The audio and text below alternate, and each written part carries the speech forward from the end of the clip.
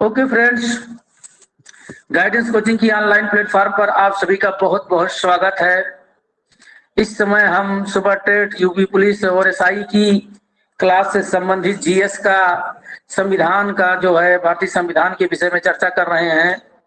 और इसमें आज जो हमारा विषय है वो है भारतीय संविधान का निर्माण कैसे हुआ था, कहाँ से कौन कौन सी चीजें ली गई थी, किसे इस संविधान को निर्मित किया गया था, इसी से संबंधित हम चर्चा करेंगे। लेकिन आगे बढ़ने से पहले आप हमारे यूट्यूब चैनल को लाइक कर दें, सब्सक्राइब कर दें, शेयर कर दें। भाई कुछ नहीं बढ़ रहा है, इस तरह से इतना धीमे धीमे बढ़ता रहेगा तो हम आपको यूट्यूब पे लेकर नहीं आ पाएंगे। हाँ, लाइव क्लास तो भाई बढ़ाओ इसको, जल्दी से यूट्यूब पर भी लाइव क्लास लेकर के आए। ठीक, आइए आगे बढ़ते हैं हम। हाँ देखिए, तृतीय बैठक कब हुई थी, यहीं से चर्चा करेंगे, यहीं से आगे बढ़ेंगे हम। तृतीय बैठक जो हुई थी 13 दिसंबर 1946 को हुई थी। कब हुई थी? 1946 को। और इस डेट का महत्व इसलिए बहुत ज्यादा है क्योंकि इसी दिन पंडित जवाहरलाल नेहरू, देख लीजिए यहाँ पर लिखा हुआ है। अब देखिए, अगर वस्तुनिष्ठ प्रस्ताव आता है तब भी आप समझ जाइएगा कि देश प्रस्ताव की बात की जा रही है। ठीक, अगर वस्तुनिष्ठ प्रस्ताव भी आता है तो उद्देश्य प्रस्ताव को किसमें प्रस्तुत किया? संसद में प्रस्तुत किया। जिसे यही उद्देश्य प्रस्ताव चल करके आगे क्या बना? हमारी प्रस्तावना में बना। यही उद्देश्य प्रस्ताव आगे चल करके किसमें सम्मिलित हुआ? हमारी प्रस्तावना में सम्मिलित हुआ। अब ये तो थोड़ा सा जानकारी थी, आप लोगों के लिए उतना इंपॉर्टेंट नहीं है। संविधान सभा में कुल कितनी बैठकें हुई थी? और देखिए ये बहुत इंपॉर्टेंट है कि उद्देश्य प्रस्ताव को स्वीकार कब किया गया था? 22 जनवरी 1947 को स्वीकार किया गया था। 22 जनवरी 1947 को। ये बहुत, देखिए ये दोनों प्रश्न अपने आप में बहुत इंपॉर्टेंट है कि उद्देश्य प्रस्ताव हमारी संविधान सभा में कब प्रस्तुत किया गया? 13 दिसंबर 1946 को। और उद्देश्य प्रस्ताव किसके द्वारा प्रस्तुत किया गया? पंडित जवाहरलाल नेहरू के द्वारा। और उद्देश्य प्रस्ताव को संविधान सभा ने स्वीकार कब किया? 22 जनवरी 1947 को स्वीकार किया था। ये तीनों प्रश्न ही हमारे लिए बहुत इंपॉर्टेंट है परीक्षा की दृष्टि से। और संविधान सभा में ये तो मैंने कहा, बस जानते रहिए। अंतिम बैठक कब हुई थी? 24 जनवरी 1950 को। आप ध्यान करिए, 24 जनवरी को हुई थी और 26 जनवरी 1950 को क्या हो जाएगा? हमारा संविधान लागू हो जाएगा। अंतिम बैठक कब हुई थी? 24 जनवरी 1950 को हुई थी।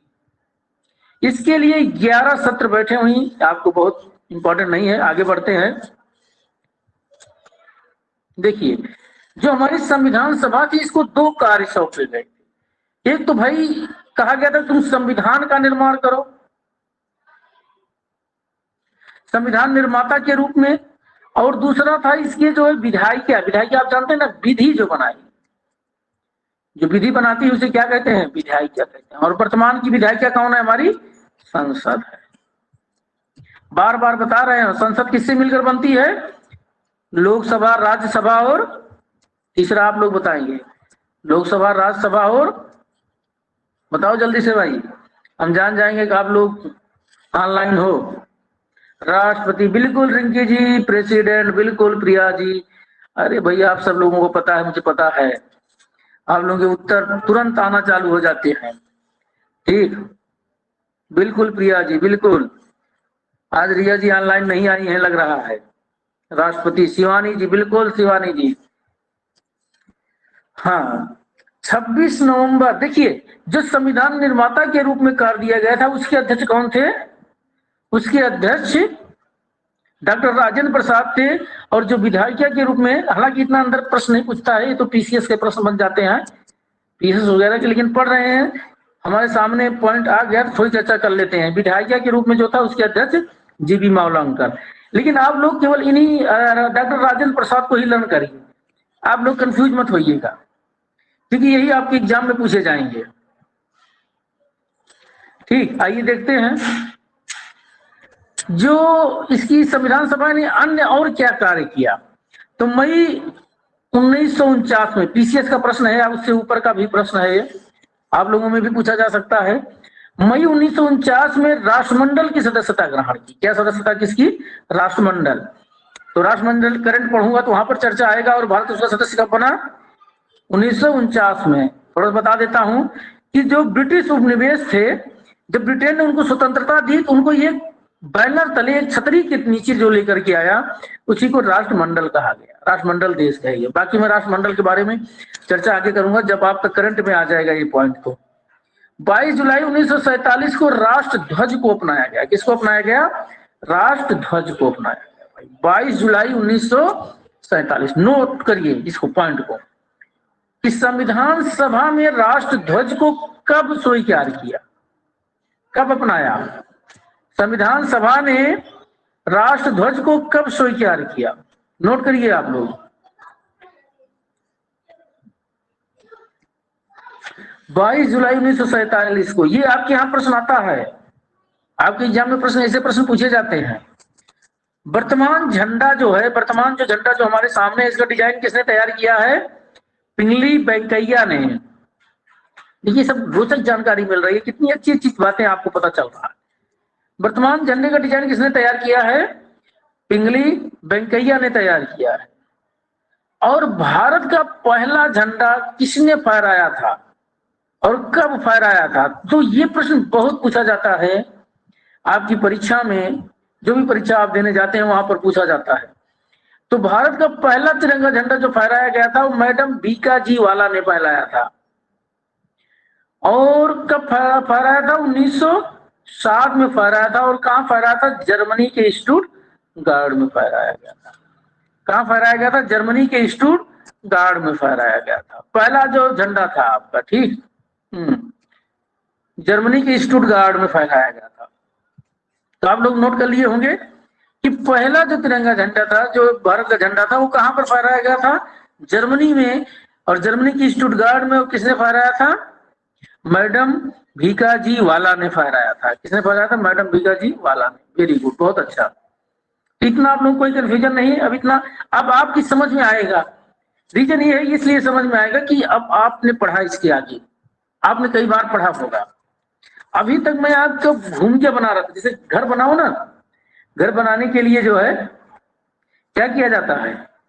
घर बनाने के लिए नींव भरी जाती है। तभी आपकी मैं नींव धीरे धीरे कंप्लीट कर रहा था। इसके बाद तो आप लोग खुद ही जो है बताने लगोगे सारी चीजें, ठीक। हाँ, देखिए ये प्रश्न भी आपके एग्जाम में बहुत पूछा जाता है। 24 जनवरी 1950 को संविधान सभा ने क्या बनाया था, क्या स्वीकार किया था? राष्ट्रगान। तो देखिए 24 जनवरी 1950 को,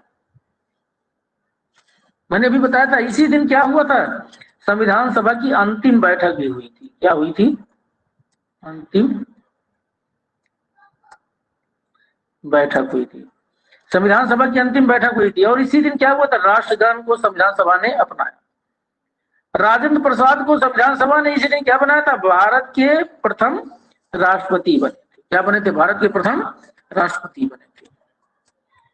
26 नवंबर 1949 को संविधान बनकर तैयार हुआ। कब बनकर तैयार हुआ?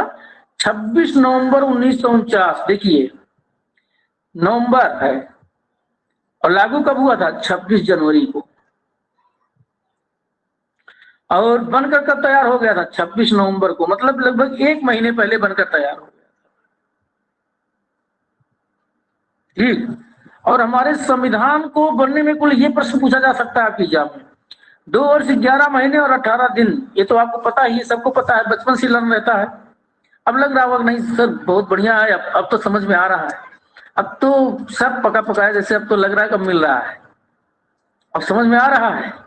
इसके पहले आपकी नींव मजबूत कर रहा था मैं कि भाई संविधान सभा है क्या, संविधान है क्या, और संविधान जो हमने जिस संविधान की चर्चा की था वो संविधान है क्या भाई। तो संविधान एकाएक हमको मिल गया कि बहुत सारी। हाँ, यहाँ पर एक और प्रश्न आ रहा है। 64 लाख रुपए उस समय खर्च हुए थे। सोचिए 64 लाख रुपए खर्च हुए थे। 284 सदस्यों ने हस्ताक्षर किया था टोटल। कितने सदस्य थे उस समय? पहले 389 सदस्य थे, भारत का विभाजन हो गया 14 अगस्त 1947 को। कितने सदस्य बचे? 299 सदस्य बचे। बिल्कुल रिंकी जी, 299 सदस्य बचे। और 299 सदस्यों में से कितने ने हस्ताक्षर किया था? 284 सदस्यों। और कितनी महिलाओं ने हस्ताक्षर किया था? 12 महिलाओं ने हस्ताक्षर किया था। कितनी महिलाओं ने हस्ताक्षर किया था? 12 महिलाओं ने हस्ताक्षर किया था। और संविधान सभा में कुल कितनी महिलाएं थी? चुनी कितनी गई थी? 15। बहुत अच्छा रिंकी जी, 15 चुनी गई थी। 15 को नियुक्त किया गया था। बिल्कुल प्रिया जी, प्रीति जी, बिल्कुल बहुत अच्छा लग रहा है आप सभी जो है। तो 15 चुनी गई थी, नियुक्त की गई थी, और 12 ने क्या किया है? सिग्नेचर किया है। 12 ने क्या किया? सिग्नेचर किया संविधान सभा पर। इसमें आपको कई प्रश्न मिले, जितने भी पॉइंट हैं ये आपकी परीक्षा की दृष्टि से सब इंपॉर्टेंट चल रहे हैं। अब इसमें से हम बहुत ज्यादा नहीं लगा सकते भाई। हाँ, ये 64 लाख रुपए आपकी रोचकता के लिए है, मान लीजिए इसको मान लेता हूँ कि इंपॉर्टेंट नहीं है। 284 सदस्य अपर की परीक्षा के लिए इंपॉर्टेंट है, और 12 महिलाओं ने तो ये तो इंपॉर्टेंट ही है, बहुत इंपॉर्टेंट है। 26 नवंबर वाली डेट आपको बिल्कुल ही याद रखना है। राजेंद्र प्रसाद तो आप लोगों की याद ही है। 24 जनवरी वाली डेट आप लोग अगर जिसको नहीं पता होगा वो लर्न कर लें, क्योंकि आप लोग सुपर टेट प्राइमरी की तैयारी कर रहे हैं, वहां डेली राष्ट्रगान गवाना रहेगा। ये तो पता होना चाहिए हमारी संविधान सभा ने राष्ट्रगान कब स्वीकार किया। बिल्कुल, हाँ बिल्कुल लर्न कर लेना चाहिए आप लोगों को। देखिए, इस संविधान का निर्माण करने के लिए कुछ समितियों की गठन किया गया था, कुछ समितियां गठित की गई थी। बहुत सारी समितियां थी, लेकिन जो इंपॉर्टेंट समितियां हैं उन्हीं की चर्चा हम यहाँ पर करेंगे, जो आपकी परीक्षा की दृष्टि से इंपॉर्टेंट है, क्योंकि बहुत सारी समितियां बनी थी। ठीक, देखिए सबसे पहले इनकी तो आपको लर्न नहीं करना है, जवाहरलाल नेहरू की, क्योंकि संघ आ जाएगा तो जान लेना, संघ माने केंद्र। संघ से संबंधित जो भी समिति आपको दिखाई पड़ेगी, मैक्सिमम के कौन है? पंडित जवाहरलाल नेहरू हैं। तो अगर संघ शक्ति समिति आ गया, संघीय संविधान समिति आ गया, तो आप पंडित जवाहरलाल नेहरू को ही लगा दीजिए। बहुत इंपॉर्टेंट। अब ये सब आपको लग रहा होगा मैंने पढ़ा है सर। जबकि जो वल्लभ भाई पटेल थे ये प्रांतीय संविधान समिति थे। ठीक, बिल्कुल रिंकी जी, अब लग रहा होगा, अब धीरे धीरे अच्छा लगना शुरू हो जाए। और मैं सिर्फ रिवीजन करा रहा हूं आप लोगों को, सिर्फ रिवीजन करा रहा हूं। 15 से 15 दिन के अंदर में आपका रिवीजन हो जाएगा। फिर आपको हमेशा कॉन्फिडेंस नजर आएगा। संविधान जब भी आप पढ़ोगे आपको हमेशा कॉन्फिडेंस नजर आता रहेगा। ठीक, हाँ। अब ये प्रश्न आपकी एग्जाम के लिए बहुत इंपॉर्टेंट है। बिल्कुल प्रिया जी, इंटरेस्टिंग है, और आप लोगों की उत्साह ये बता रहा है कि हमारा भी मन कर रहा है कि और बढ़िया से, जितना बढ़िया हो सके उतना बढ़िया से पढ़ाएं। आपको समय बहुत लग जाता है हमारे पढ़ाने में, क्योंकि हमने जो तैयारी किया है वो आईएएस की तैयारी किया है, और मेरा जो पढ़ाने का रूट रहा है, कोचिंग में भी जो मैंने पढ़ाया वो पीसीएस लेवल का हमेशा पढ़ाने का कोशिश किया। जब मैं उस स्तर पर पढ़ाने लगता हूं तो बच्चे कम समझते हैं, भागने लगते हैं कभी कभी, क्योंकि बच्चे तो बहुत शॉर्टकट में बहुत पका पकाया चाहते हैं कि बस मिल जाए, खा करके बस अपना काम शुरू जो है घूमना टहलना। तो ये चीज होती है ना। लेकिन वास्तव में जब मैं पढ़ा दूंगा आपको, हाँ मैटर बहुत कम दूंगा, समझाने में थोड़ा समय ज्यादा लूंगा, लेकिन जो समय लूंगा उसमें फिर आपका व्यू खुल जाएगा, सोचने की क्षमता आपकी विकसित हो जाएगी, समझने की पॉइंट, बिंदुओं को देखने की नजरिया बदल जाएगा आपका। ठीक है। तो प्रारूप समिति के अध्यक्ष कौन है? डॉक्टर भीमराव अंबेडकर। ये आपके लिए एग्जाम की दृष्टि से बहुत इंपॉर्टेंट है, नोट कर लीजिए। प्रारूप समिति के अध्यक्ष कौन है? डॉक्टर भीमराव अंबेडकर। अभी इस पर और चर्चा करेंगे, इस पर फुल चर्चा होगी हमारी, क्योंकि आपके एग्जाम में यही प्रश्न आएगा। ये प्रश्न आने की संभावना 90% होती है, 99% बन जाती है ऐसे प्रश्नों की। और उसके नीचे वाला भी मौलिक अधिकार समिति, इसके कौन है? सरदार पटेल, वल्लभ भाई पटेल। ये भी बहुत इंपॉर्टेंट है, दोनों इंपॉर्टेंट है। मौलिक अधिकार समिति के अध्यक्ष कौन है? सरदार वल्लभ भाई पटेल। बाकी ये सब छोड़ दो, आप लोग मत ध्यान लो, मैं बोल दे रहा हूं, सुन लीजिए। अल्पसंख्यक समिति वल्लभ भाई पटेल, मौलिक अधिकार उप समिति जेबी कृपलानी, अल्पसंख्यक उप समिति एस सी मुखर्जी जानते रहिए, प्रक्रिया नियम समिति जानते रहिए, संचालन डॉक्टर राजेंद्र प्रसाद, इनको जानते रहिए, लेकिन नोट करने की जरूरत नहीं, ना आपके एग्जाम में पूछे जाएंगे। बस ये दो आपको नहीं बोलना, एक मूल अधिकार और दूसरा प्रारूप समिति, ये दोनों आप अपने दिमाग में बैठा लो, फिर से इस पर हम चर्चा कर लेते हैं। 1 मिनट।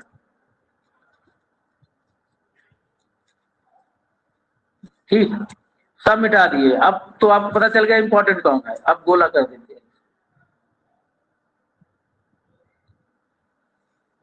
एक तो मूल अधिकार समिति डॉक्टर भीमराव अंबेडकर, और दूसरा मौलिक अधिकार समिति सरदार पटेल। कौन थे? सरदार पटेल, वल्लभ भाई पटेल। दो याद रखना है, जितनी भी समितियां बताई गई। देखिए, संविधान निर्माण के लिए कुल 8 बड़ी समितियों का गठन किया गया था। कितनी?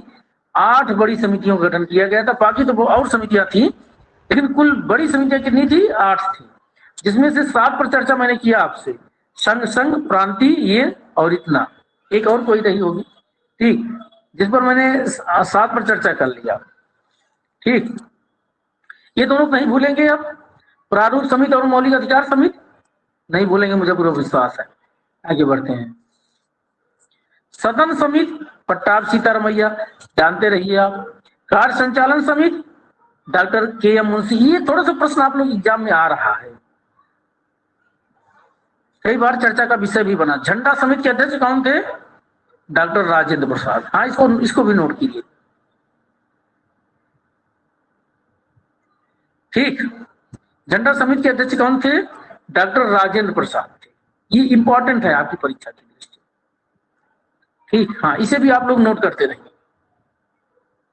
अगला पॉइंट है, बहुत इंपॉर्टेंट है ये, देखिए, प्रारूप समिति। अभी हमने चर्चा किया, प्रारूप समिति के अध्यक्ष कौन है?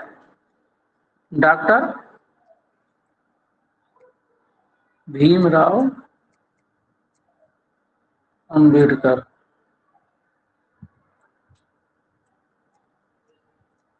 बिल्कुल बिल्कुल रिंकी जी, अंबेडकर जी हैं। कौन है?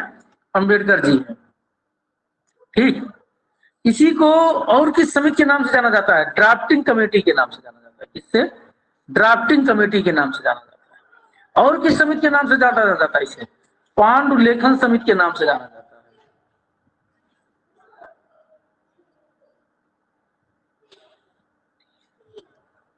प्रिया जी कुछ कह रही हैं, समझ में कम आ रहा हमारे। पांडुलेखन समिति के नाम से भी इसे जाना जाता है। इस समिति से जाना जाता है। अगर आपसे प्रश्न पूछा जाता है कि पांडुलेखन समिति के अध्यक्ष कौन थे? Doctor Bhimrao Ambedkar. Drafting committee के अध्यक्ष कौन थे? डॉक्टर भीमराव अंबेडकर। भूलेंगे नहीं आप लोग ना? हाँ, बिल्कुल मत भूलिएगा, ये प्रश्न बहुत इंपॉर्टेंट है। बिल्कुल बिल्कुल। मसौदी,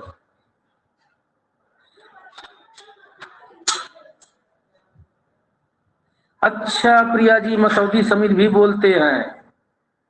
मसौदी समिति, प्रारूप समिति को बिल्कुल नोट कर लीजिए भाई, अगर जानकारी प्रिया जी दे रही हैं। अभी कभी ऐसा प्रश्न तो नहीं आया हमारे सामने। दरअसल मेरी एक समस्या है कि मैं भी एक कंप्यूटर ही हूं, जो प्रश्न आए रहते हैं उन पर निगाह मेरी ज्यादा रहती है। टीचर तो मैं हिस्ट्री का हूं, बाकी आप सबके साथ तरह मैं भी एक कंप्यूटर हूं और विषयों के लिए पढ़ाऊंगा।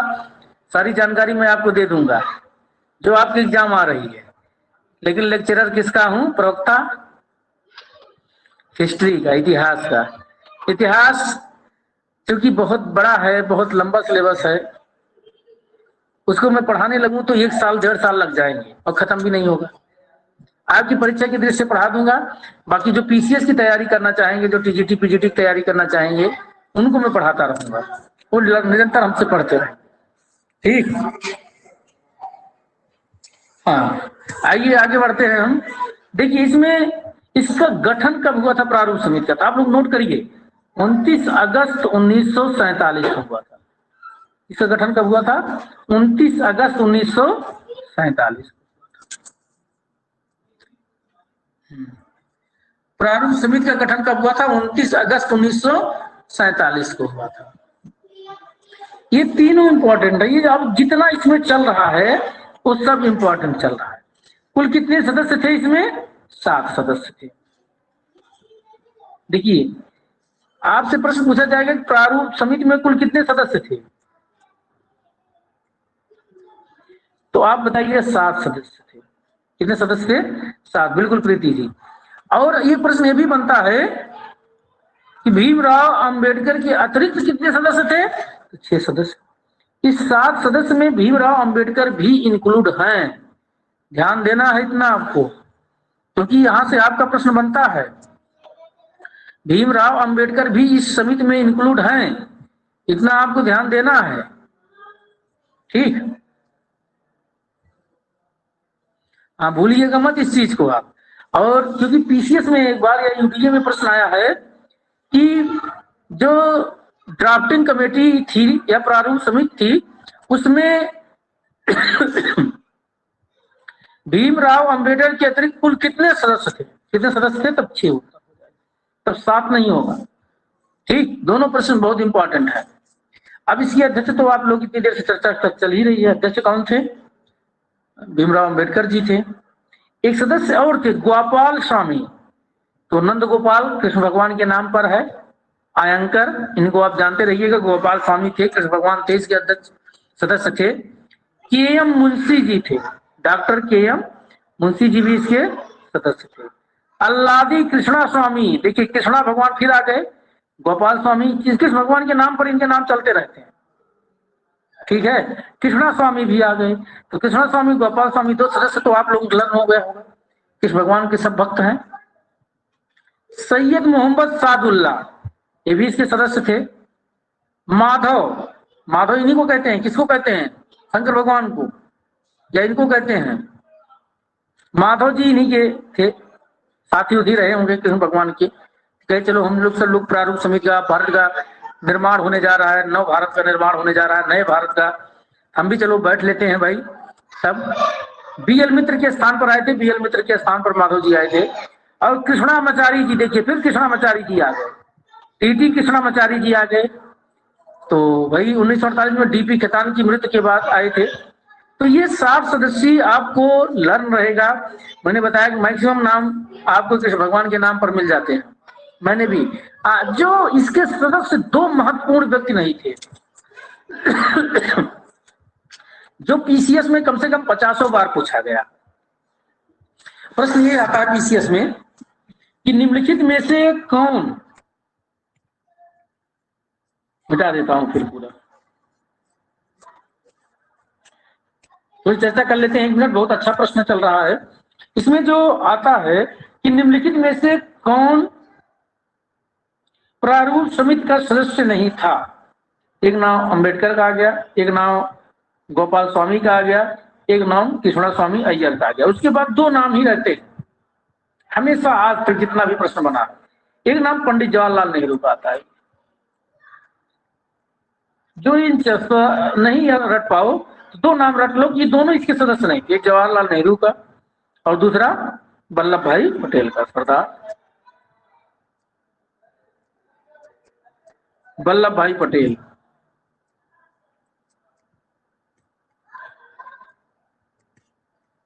यहाँ लिख देते हैं वल्लभ भाई पटेल।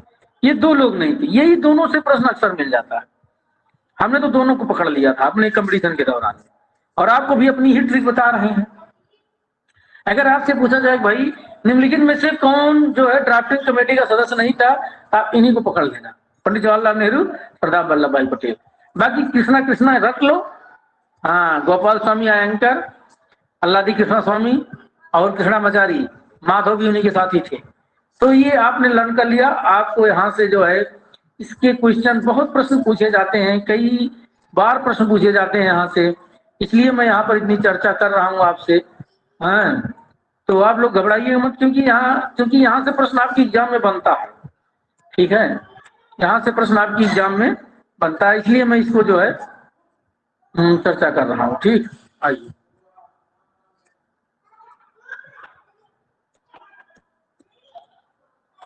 हाँ, आगे बढ़ते हैं। डॉक्टर अंबेडकर प्रारूप समिति के अध्यक्ष थे, तो हम लोगों ने इसको देख ही लिया भाई। डॉक्टर अंबेडकर प्रारूप समिति के अध्यक्ष थे। कांग्रेस से बॉम्बे से चुनाव लड़ते हैं, ये बॉम्बे से चुनाव लड़ते थे, बंबई जो विधानसभा क्षेत्र था वहां से चुनाव लड़े थे, लेकिन वहां से हार गए थे।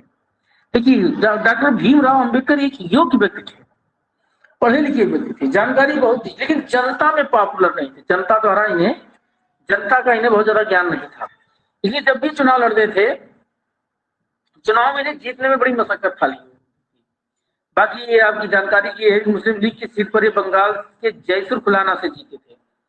बाद में ये हुआ भाई बंबई की सीट से भी लड़ा दिया जाए डॉक्टर बी.एन. राव के कहने पर। अच्छा, ये बताओ भाई, ये बी.एन. राव कौन थे? चर्चा में आया हुआ है, प्रश्न है, बी.एन. राव कौन थे? बताओ, जल्दी बताओ भाई, बी.एन. राव कौन थे? मैं आगे बढ़ रहा हूं, आप लोग उत्तर देना थोड़ी देर में। डॉक्टर राजेंद्र प्रसाद भाई से इन्होंने चर्चा किया, पत्र लिखा कि इनको क्या करो, मुंबई से पुनः निर्वाचन करा करके इनको जो है संविधान सभा में सम्मिलित कर लीजिए। ये कहानी जानकारी के लिए है आपको जो है। बिल्कुल प्रिया जी, संवैधानिक सलाहकार थे। कौन थे ये?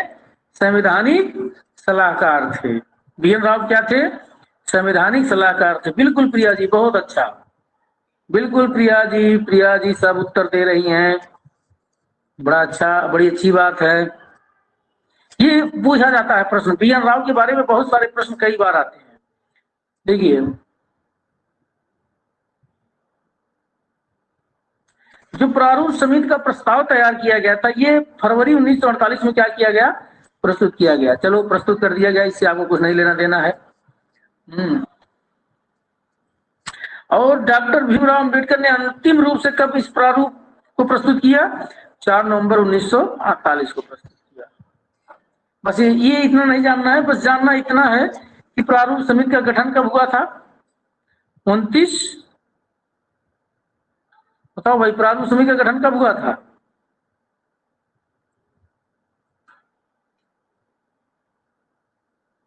उनतीस क्या था?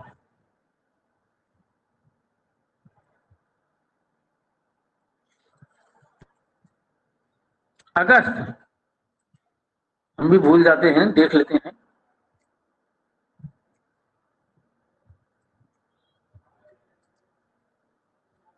कोई दूसरी चीज थी क्या वो जो हम लोग पढ़ रहे थे?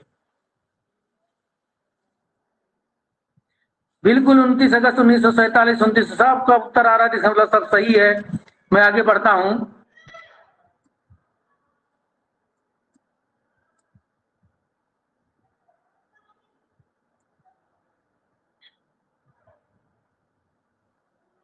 हाँ, यहां तक आप लोगों ने देख लिया। अब हम आगे बढ़ते हैं।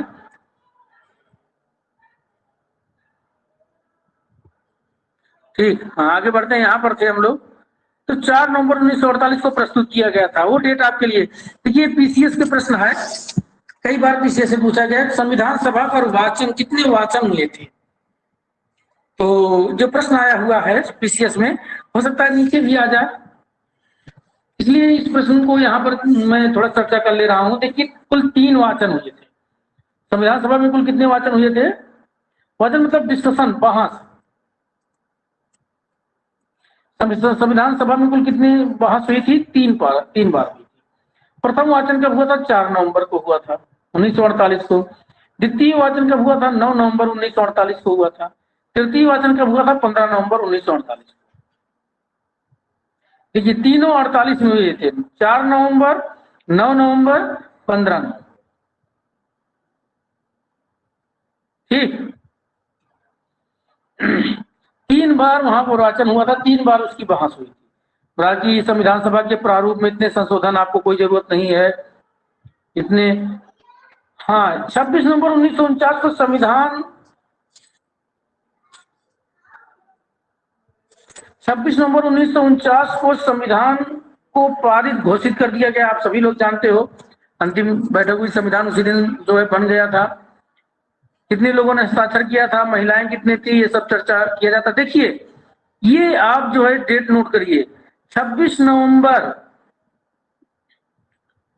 को विधि दिवस या संविधान दिवस मनाया जाता है। क्या मनाया जाता है? 26 नवंबर को विधि दिवस या संविधान दिवस के रूप में मनाया जाता है। नोट करिए, 26 नवंबर को विधि दिवस या संविधान दिवस के रूप में मनाया जाता है। संविधान दिवस कब मनाया जाता है? 26 नवंबर। अच्छा, ये 12 महिलाएं तो चर्चा हो ही चुकी है। संविधान सभा पर प्रथम सबसे पहले किसने हस्ताक्षर किया था? बलवंत राय मेहता। इनके बारे में क्या जानते हैं आप लोग? बलवंत राय मेहता क्यों इंपॉर्टेंट है? कुछ काम ऐसा किया था इन्होंने आगे चल करके,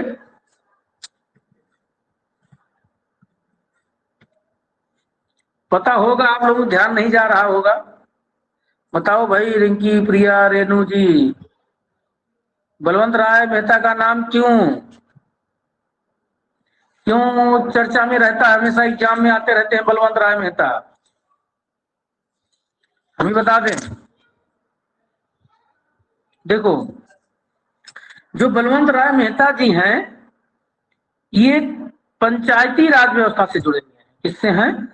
पंचायती राज व्यवस्था। आगे आएगा तो हम चर्चा करेंगे। पंचायती राज व्यवस्था की जो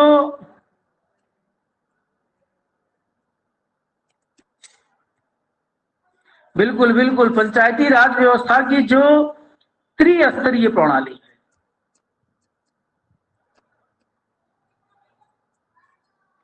उसकी वकालत इन्होंने किया था। इसकी क्या किया था? वकालत किया था। जो त्रिस्तरीय पंचायती राज प्रणाली है, ये पूछा जाता है। त्रिस्तरीय पंचायती राज प्रणाली जो थी, इसकी वकालत इन्होंने क्या किया था? किया था। ये प्रश्न आपका बनता है, ठीक है, इसलिए ये इंपॉर्टेंट हो जाते हैं यहाँ पर। आप लोगों के लिए ज्यादा तो नहीं हो रहा है मटेरियल? अभी क्लास चलती रहे, कोई दिक्कत तो नहीं है? क्योंकि अब हम समाप्त कर सकते हैं, ऐसे पॉइंट पर पहुंच गए हैं, कोई दिक्कत नहीं है। बिल्कुल रिंकी जी, चलने दीजिए, बढ़ रही क्लास, बढ़ने दीजिए, बहुत अच्छी बात है। लंबी क्लास न होने पाए आप लोगों को ज्यादा, इसलिए हमारी भी कोशिश रहती है कि छोटी छोटी क्लास रहे और ज्यादा से ज्यादा लर्न कराता हूं। ठीक, डॉक्टर अंबेडकर को संविधान शिल्पी या संविधान के जनक तथा आधुनिक मनु कहा जाता है।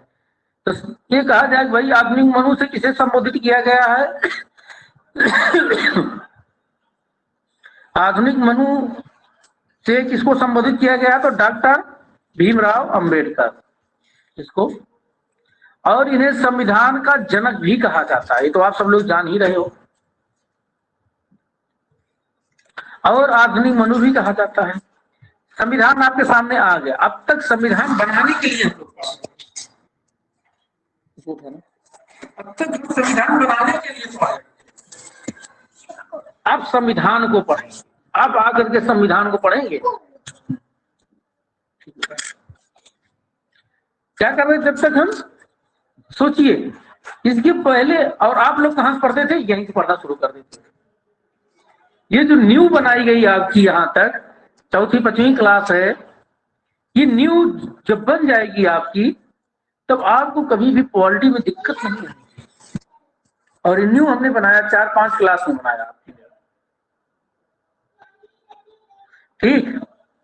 तो ये 4-5 क्लास आपकी जो है, मैंने जो परिश्रम किया आपके लिए, चाहता तो मैं भी, हाँ बिल्कुल रिंकी जी, रटना नहीं पड़ेगा आपको। अब आपकी एक पिक्चर, एक थीम आपके दिमाग में बनना शुरू हो गई। ये संविधान पे अब हम लोग पहुंचे, यहाँ संविधान पर अब हम लोग पहुंच रहे हैं। हमें अब संविधान पढ़ना है। अब आपसे पूछा जाए कि भाई संविधान क्या है, तो आप बताओगे नियमों विनियमों का एक ऐसा दस्तावेज है जिसके द्वारा हम क्या होते हैं? स्वयं शासित होते हैं।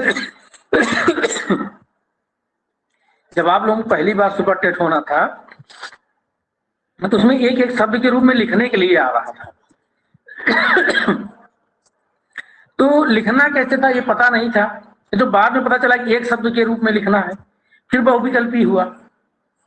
तो जब हम पढ़ा रहे थे तो बहुत कम शब्दों में, ज्यादा से ज्यादा एक लाइन में मैं बहुत सारी चीजें लिखवा रहा था स्टूडेंटों।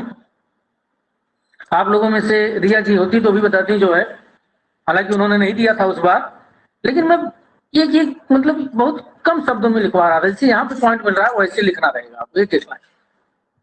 ठीक, तो संविधान, अब हम संविधान पढ़ने चल रहे हैं। क्या पढ़ने चल रहे हैं? संविधान पढ़ने चल रहे हैं। संविधान जो है हमारा, देखिए, जिसे हम संविधान कहते हैं, उस मूल संविधान में कुल कितने अनुच्छेद हैं? 395। आप सभी को पता होगा मूल संविधान में कुल कितने अनुच्छेद हैं? 395। कुल कितनी अनुसूची है? 8 अनुसूची। ये सब प्रश्न है आपके सुपर टेट, यूपी टेट, सारे प्रश्न हैं आपके। अब प्रश्न शुरू हो गए हैं आपके। कितने भाग हैं संविधान में? मूल संविधान में 22 भाग हैं। कितने भाग हैं? 22। अभी सारे प्रश्न हैं आपके, और विधिवत आपको एक जगह मिल रहे हैं। सारे प्रश्न आपको विधिवत मिल रहे हैं। अब यही तो है, जो हमारे स्टूडेंट ऑनलाइन रहते हैं तो सबको मजा आता, लेकिन अब जो बीच में आएंगे उनको लगेगा कि सर ने क्या पढ़ा रहे हैं, पता नहीं क्या है। तो भग जाएंगे सब। और जब जो आज का हमारा संविधान है, आधुनिक संविधान, जिसे हम आधुनिक संविधान कहते हैं, वो 450 के ऊपर अनुच्छेद हो गया है। 12 अनुसूची, 8 की जगह कितनी अनुसूची बढ़ गई है? 4 अनुसूची बढ़ गई, 12 अनुसूची हो गई। कितने भाग हो गए हैं? 22 की जगह 25 भाग हो गए। कितने भाग हो गए हैं? 25 भाग हो गए। संविधान में मूल अनुच्छेद अब भी कितने हैं? 395। तो आपसे ये पूछा जाएगा कि भाई भारत के मूल संविधान में कितने अनुच्छेद हैं? 395। कितनी अनुसूची है? 8 अनुसूची है। कितने भाग हैं? 22 भाग हैं। आधुनिक संविधान, जो आज वर्तमान में हमारा जो संविधान है, उसमें कुल कितनी अनुसूची हैं? 12 अनुसूची हैं। कुल कितने भाग हैं? 25 भाग हैं। अनुच्छेद नहीं पूछा जाता, बहुत रेयर केस में अनुच्छेद पूछा जाता है। ठीक, यहाँ पे हम लोगों ने देख लिया। अब यहां से आपका बस इंपॉर्टेंट सब शुरू हो गया है।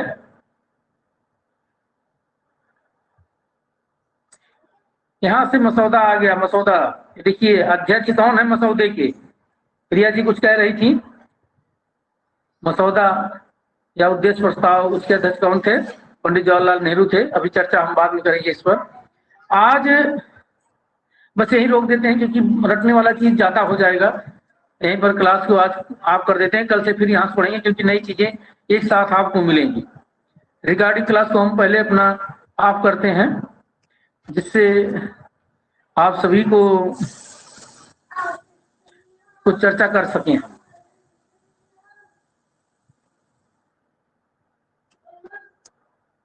एक मिनट बस ऐसे बने रहिए आप।